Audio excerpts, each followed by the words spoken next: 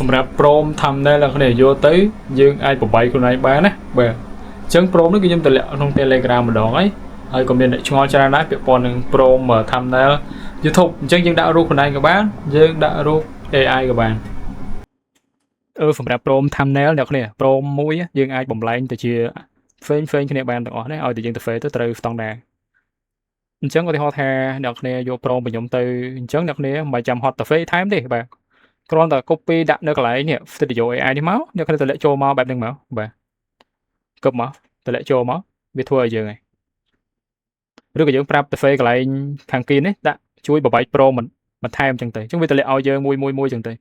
អញ្ចឹងដល់ពេលដែលយើងបានព្រមហ្នឹងមកអញ្ចឹងអត់ចង់បានចំណងជើងឧទាហរណ៍ថានេះវាចេញមកក៏លឺបង្កើតបទចម្រៀងឧទាហរណ៍ថាវាចេញមកបែបនេះជមើអ្នកគ្នាយកទៅច្បាស់ជាចេញមកដូចខ្ញុំអញ្ចឹងបាទចេញមកអញ្ចឹងអានេះយើងចង់ដាក់រូបខ្លួនឯងក៏បានចង់ដាក់រូប AI ក៏បានអត់ពិបាកទេអញ្ចឹងដល់ពេលដែលវាចេញមកគឺចំណងជើងអីឬក៏ thumbnail អីដូចគ្នាបាទទៅតាម file ដែលយើងបានដាក់ឈ្មោះវាចេញមកណាអញ្ចឹងមិនមែនតែព្រមនឹងយើងបង្កើតបានតែមួយហ្នឹងណាខ្ញុំមានន័យថាព្រមហ្នឹងវាបំលែងទៅជាផ្សេងគ្នាទាំងអស់វាមិនដូចគ្នាទេអញ្ចឹងអ្នកគ្នាយកទៅបើចេះប្រើទេអ្នកគ្នាច្បាស់ជាបង្កើតបានតែមួយនេះឯងវាមិនអាចដូរអីផ្សេងទេឃើញទេបាទអានេះគឺលឺបង្កើតពេលថាបង្កើតនេះវាអាចនឹងខុស file ខ្លះអ្នកគ្នាអាចធ្វើពីវីដេអូទៅវាអាចនឹងលេងខុសហើយនេះអញ្ចឹងវាអត់ខុសទេចេញមកគឺគន្លឹះបង្កើតបទភ្លេងជាច្រើនបទអញ្ចឹងវាមាន style វាមានអីចឹងទៅបែបតាក់ទីចឹងទៅដល់នេះអញ្ចឹងចេញមកវាផ្សេងគ្នាទៅអញ្ចឹងយើងដើម្បីចង់ដូរឈ្មោះអ្នកគ្នាគាត់ទៅ face ពីក្រោមហ្នឹងទៅ face ថាបន្ថែម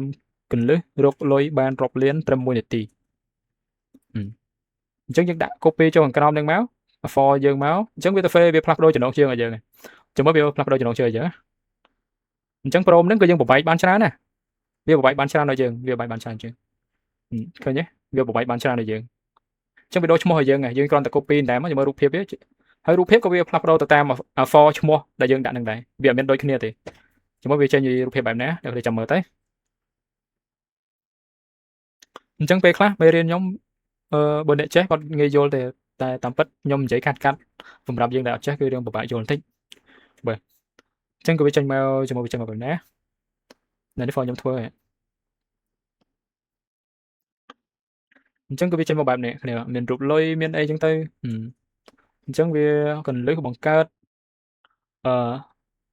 លុយរាប់លានដុល្លារវាមានរូបលុយមានអីអញ្ចឹងទៅបាទអញ្ចឹងយើងដាក់ទៀតណាបើមិនជាយើងអត់ចង់បាន background ហ្នឹងទេយើងបញ្ជាក់ផ្ទៃខាងក្រោយបែបក្នុង studio ធម្មតា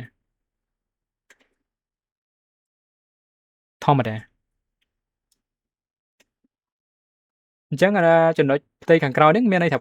ផ្ទៃខាងក្រោយបែបនេះយើងអត់ចង់បែបអញ្ញៃទេយើងចង់បែប studio ធម្មតាក៏បានឬក៏ចង់បែបនេះក៏បានអញ្ចឹងលុយឃើញមានរូបលុយមានអី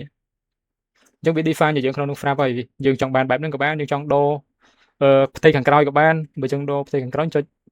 ផ្ទៃខាងក្រោយបែបធម្មតាអញ្ចឹងទៅអញ្ចឹងមើលវាចេញមកមិញ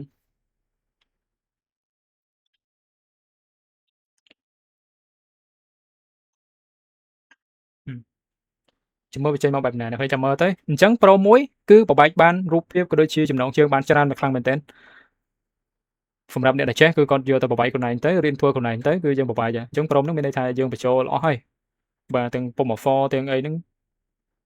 ពណ៌ទាំងអីហ្នឹងអ្នកគ្នាអាចដូរដេញទៅខ្លួនឯងក៏បានឬក៏ចង់បានពណ៌ហ្នឹងក៏បានចង់បន្ថែមបន្ថយយ៉ាងម៉េចទៀតក៏បានអាហ្នឹងទៅលើគំនិតខ្លួនឯងទេសម្រាប់ធ្វើអញ្ចឹងវាចេញមកបែបនេះឃើញទេបាទអាហ្នឹងបែបផ្ទៃខាងក្រោយបែបធម្មតាអញ្ចឹងទៅវាចេញមកញ៉ៃទេអញ្ចឹងយើងអាចបង្កើតបានច្រើនទៀតឧទាហរណ៍ថាដាក់បរិសម្នាក់នេះផ្ទៃខាងក្រោយហ្នឹងបែបសម័យវិទ្យាទំនើបក៏បានឬក៏ផ្ទៃខាងក្រោយ background ហ្នឹងបែប3D បែបយ៉ាងណាក៏បានអានឹង file តែកំណត់យើងជាអ្នកបញ្ចូលអ្នកបង្កើតខ្លួនឯងទេអញ្ចឹងខ្ញុំគិតថាអានេះវាជា Pro មួយដែលបញ្ចូល file រឿងមកច្រើនយល់គឺចំណងជើងយើង file ទៅដូរទៅកន្លឹះបង្កើតលុយ1នាទីនេះគឺច្រើនបាទអញ្ចឹងដូចជាអត់មានអីទេអ្នក thumbnail ឬក៏ poster ឬក៏អីក៏ដោយយើងបង្កើតបានគ្រប់យ៉ាង